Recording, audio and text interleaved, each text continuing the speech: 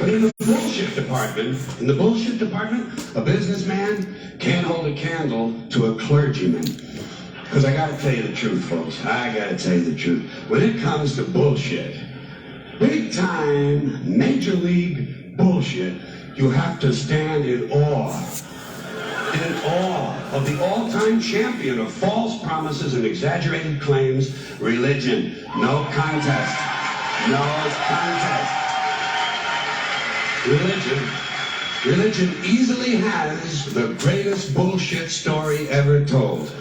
Think about it. Religion has actually convinced people that there's an invisible man living in the sky who watches everything you do every minute of every day. And the invisible man has a special list of 10 things he does not want you to do. And if you do any of these 10 things, he has a special place full of fire and smoke and burning and torture and anguish where he will send you to live and suffer and burn and choke and scream and cry forever and ever till the end of time. But he loves you. Okay, but anyway, y'all know what I'm listening to this morning. I'm on one.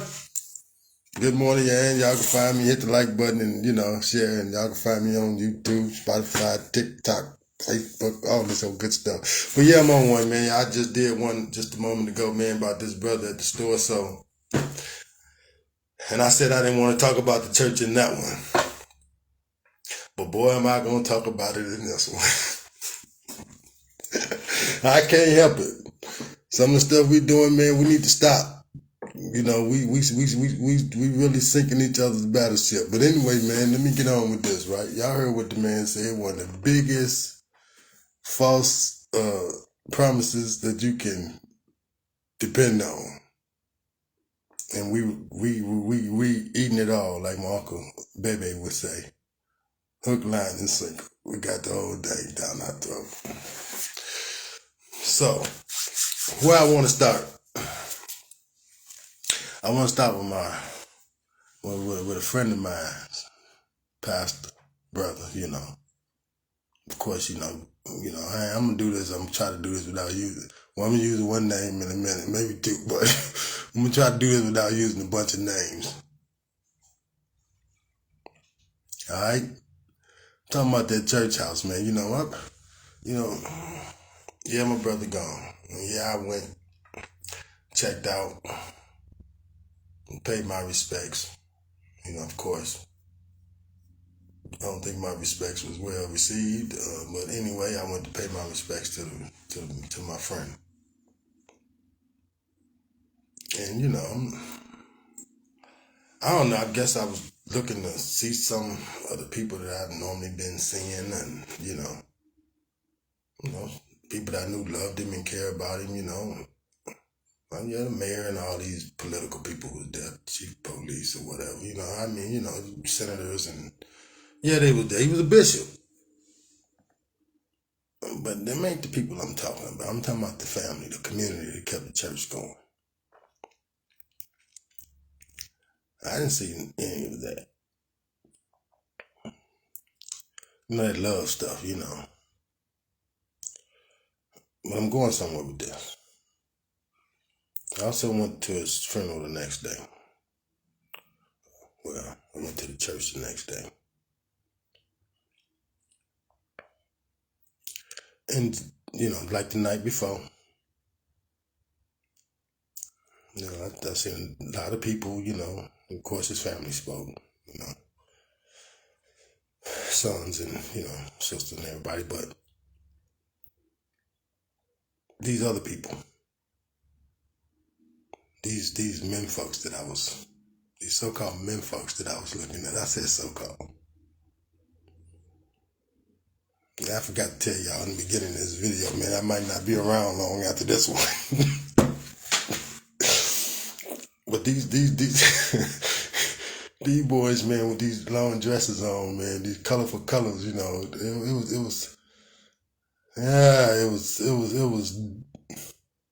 was almost disrespectful. It was almost homofiable. I don't know if that's a word or not, but it almost looked like, it's a dressed up lie. That's what it looked like.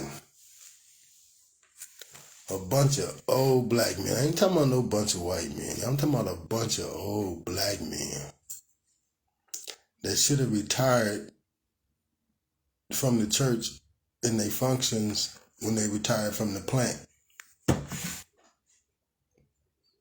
Did you hear what I said? When they retired from the plant, they should have stepped down at the church, man. This was a sad, sorry group of men. I had never seen nothing like it, man. I see them walking around with doom, all this little goofy, childish Halloween type stuff, It's almost alarming. And really my first time, second time really witnessing something like that.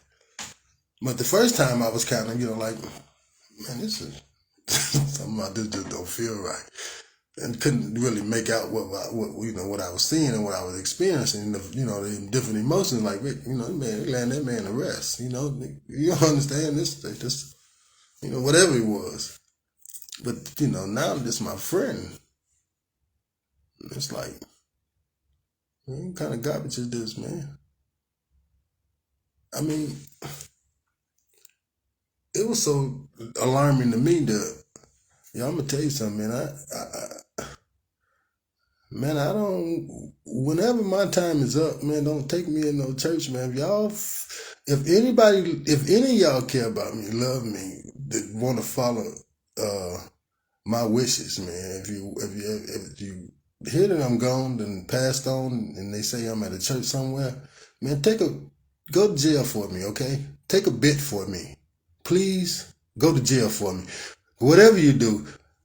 Go up in there and grab that damn casket and drag my ass out in the street. Please don't let them have me up in that building, man. Now one of them, I don't care which one it is or how pretty it is, man. Whatever you do, take one for the team for me, will you? Drag me up out of there, man. I don't believe in that. If you find me, if my mama, if I die before her or my daddy, man, and I know how they feel, but if you catch wind that they got me up in there, man, please, by me, do your due diligence. Go in there and hook a chain and a truck to it if you have to, and drag my ass out of there, man. See, that's how fed up I am with them lies and, what they doing to us as a community of people. I don't even want to be in the building, man. You take me out back and throw some logs out there and set me ablaze, man. Whatever you do, don't take me in that he say, she say, that almighty lie that they telling y'all. Don't do that to me. All right? I'm letting you know right now. I'm letting the world know. Come on, man. It's time out for it. It's time out for what they done to us. It's time out for this belief system that we in. It's time out for our children killing one another. It's time out for our women leading our children right into that. Man, listen, man, they got this chump, this little gay boy up in the church now. He been in there. I ain't gonna tell no lie. I'm gonna say his now. I'm gonna tell y'all one or two names, right? It was one of them. Anderson. Bus driver. Cattle. No, she boy. That's who they got preaching. Come on, man. There's a scripture, I think it's in Timothy somewhere. You heard what I said? I think it's in Timothy somewhere. I said, if you can't lead your own house, you can't lead the church house. Huh?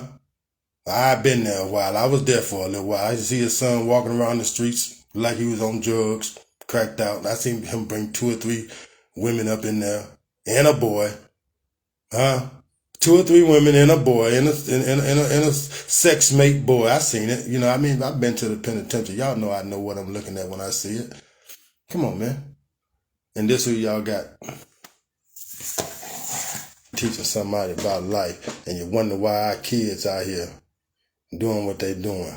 You wonder why our women rather have somebody dead than alive. Huh? They got you waiting on death. They don't give a damn about life. That's why nobody cares about saving their children now, y'all. Because they are waiting on death. They ain't gonna let you take them to hell with you. So they just dropping they roles in what they supposed to be doing. They just saying, I don't care. I'm putting it in God's hand. You retarded. And you learned that from the church. Your pastor taught you that. Your preacher taught you that. That there's a time to, cut one another off. Yeah, they taught you that. There's a time that sometimes you just gotta leave folks alone. Even if it's family. How you gonna bounce back from that? How you gonna get family back together once you cut them off? Once you've been taught to cut them off, how do you rebuild that? You see? This is what you bring home from the church. You can't trust man. How we gonna grow from that? You can't trust man. How we gonna get somebody to love us from that? How we bounce back from that? How we groom a man once you know you can't trust him? You gonna put that seed in the woman and the man got it too. Now you don't need nobody. You don't need no man. And you're wondering why your children is even turning on you.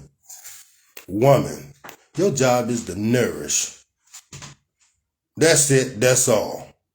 And if you can't nourish, you can't hold together, ain't no need for you. Because you done made a mess everywhere else you done went. Most of you got 4 or 5 babies, about 4 or 5 different guys. And now you want to tell me that I shouldn't say nothing. I had this woman just the other day say, Rick, some of these men out here is rude, boy. Some of these men out here is something else too. They act like, I can't use the words she used. I ain't ready to start that yet, even though my friend gone. I still ain't ready to start using those words yet, even though I like some of them at certain times. But anyway, I said, Rick, some of these men out here is something else. I said, no. I said, I know. She ain't telling me nothing I don't know. I said, but you got to look a little deeper. She said, what do you mean? I said, you got to look down at who raised that man. She said, there you go. I said, yeah, you damn right. There I go. Again, remember I gave y'all an analogy some time ago about the seed. You know what I mean? You plant your garden and your seeds don't come out, man. Come on, man. You don't blame the seeds. You look at you look at the dirt. You look at, what you didn't do. Did I plant them too late or too early? You look at everything but the seed, man. You see? I'm looking at who planted the seed, man. I'm looking at who did this to the seed, man. You see? I'm looking at who did this, bruh. And they don't care because it's you. The government is in with it, bruh. It's you. The woman is in with it, bruh. It's you, bruh. You the commodity, bruh. That's why she don't care, bruh. She don't know enough to care, bruh. He got her exactly where they want her at, not caring. That way his jail stay full. They working hand in hand, man. He know it, she just don't know it. Because see, the man at the church house, the one to get that government check from that 501c, there you go, that 501c to get that government grant to the church, he now is teaching her that I'm unworthy. The only man that's worthy in the building is the one in the pool pit. You see? And then sometimes the one in the pew pit ain't even got a wife, ain't even got a... Sometimes their children ain't even in the house. So you want to lead everybody out here. You want to lead everybody over there. You want to lead everybody back there. And everybody over there. You want them to come listen. But the ones in your house ain't there. Go figure. Yeah, y'all, they might get rid of me after this. I don't know. Whatever. They told me I was going to live past 1986. You hear me? They told me I was going to live past 1986. 1987 rolled around, I was 21. They told me I wasn't going to make it there. Guess what? I'm now 57. Punks. Yeah, I'm really scared of you now. Yeah. Now the chapter is almost over. Yeah, I'm really got a reason to be afraid now. Come on, man. This church done killed us, man. These little boys y'all been listening to, paying y'all money to, because they been able to dance and sing and hold the sentence together. Read a paragraph. It wasn't your best source of information. You about should have went to the crack house or to the heroin house and see some people struggling and figured out how to love and care for some of those people. You probably would have turned out to be a better person. But no, you went in there and let somebody tell you about how good and how great, wonderfully you've been designed and all this stuff. It fills your head all up till you can't talk to your kids, don't want to have nothing to do with you. I mean, you don't even want to have nothing to do with your kids. I mean, it's just a mess out here. Don't nobody want to know nothing no more. It's just all screwed up. You got it from the church house. Y'all need to stop. Need to stop with the foolishness. It's almost embarrassing. It's almost embarrassing that you don't care nothing about nobody but death. And then as soon as one of us kill one another, or one of them police is killer, then you want to start crying. Now you worried about life. Hey, you won't worry about nothing Sunday but death. Let me get out of here, man. Y'all need to straighten y'all ass out for real, for real. For real, for real. My baby said for real, for real. Y'all need to straighten y'all ass out for real, for real. But until the next time, man, holla at your boy, man.